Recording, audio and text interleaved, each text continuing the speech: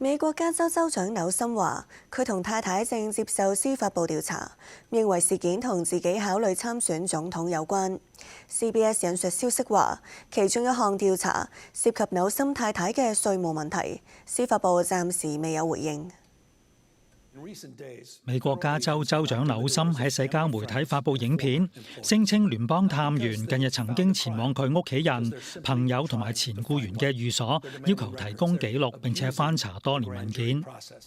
佢批評司法部嘅做法係濫用大陪審團程序。Donald Trump isn't just coming after me because of my mean tweets.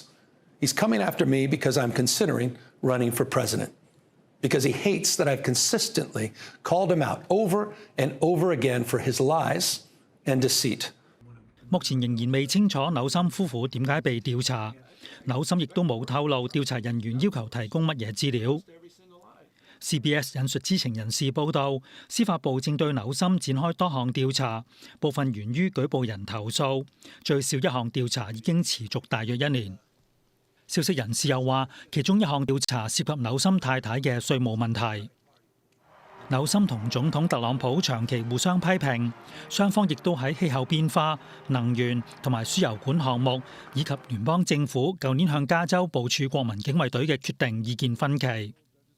特朗普曾經形容紐森為蠢人，又以紐森姓氏嘅諧音帶有貶義咁稱呼佢為 New Scum。如果涉及紐森嘅調查屬實，將會係司法部近年針對多位被視為特朗普政治對手嘅最新行動。司法部早前起訴聯邦調查局前局長科米同埋紐約州檢察長詹洛夏，不過法官裁定相關檢察官任命唔合法而撤銷案件。科米其後捲入另一宗案件，再被起訴，涉及佢喺社交媒體發布一張由貝殼排成86、47數字嘅照片。當局認為呢個數字組合可以解讀為殺死第47任總統特朗普。